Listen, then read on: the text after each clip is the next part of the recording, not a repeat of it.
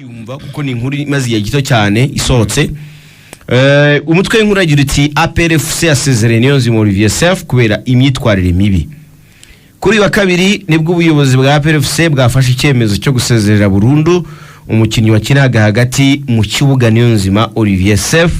Impamvu y'isezererwa ry'umukinnyi Niyonzima Olivier seif nkuko byatangajwe na chairman wa APR FC Lieutenant General Mubaraka Muganga, yavuze ko uyu mukinnyi yagiye agaragaza imyitwarire itari myiza mu bihe bitandukanye bihabanye n'indangagaciro zigomba kuranga abakinnyi ba APR FC, ndetse yewe yagiriwe inama kenshi akomeza kubyirengagiza nkana.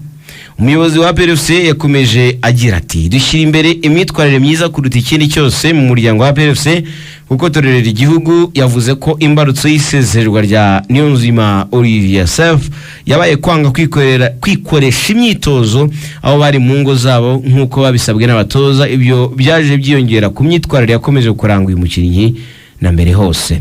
Niyonzima Olivier seif kina hagati mu kibuga yari amaze imyaka 2 ari umukinnyi wa APR FC, bityo ubuyobozi bwa APR FC bumwifurije amahirwe masa kandi bumwizeza ko umuryango ugifunguye mu gihe yaba yakosoye iyo myitwarire mibi. Naho itangazo cyangwa se iyi nkuru yanditswe na Hagati uwihanganye irangirira kuri website ya APR. seif yatandukanye na APR mu buryo officiel, ntabwo biri officiel cyangwa se ntabwo biri by'agateganyo. Ariko ngisomye inkuru bita barya bayita ngo definitive, ni renvoi définitif. Yes. Ariko voilà urakoze kuvuga ku kantu ubwo uranakoze cyane. Ni renvoi définitif. Sibyo?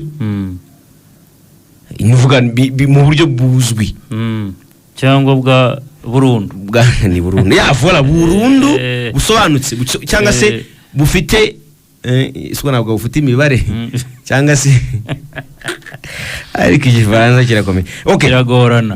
Yirukanwe muri APR mu buryo bweruye, ntabwo harimo ngurumva haracyarimo iki ngiki.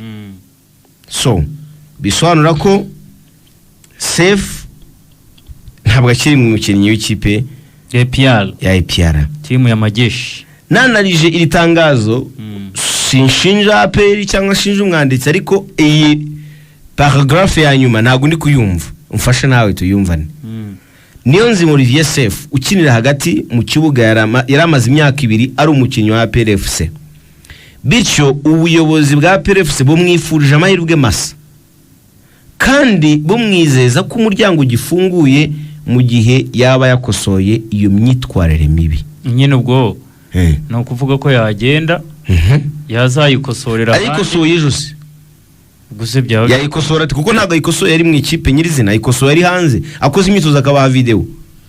Mise nibaza ibyo bintu ngiye ntekereza ko iyo ubuyobozi bwafashe icyemezo bwo kubishyira ku mugaragaro bakanabitangaza bakabyandika kuri website ya APR, nuko ibyo byose baba bamaze gufata icyemezo.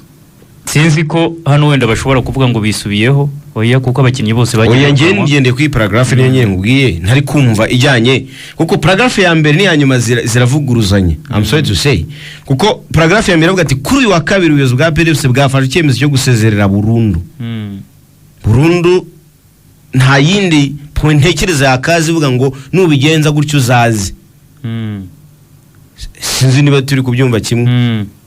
Kuki keretse niba ari umwanditsi hari unashinja hari ukuntu yanditse, ariko no kuvuga ngo in case igihe cyose wenda ntago bamwirukanye kuvuga ngo bamuciye muri APR.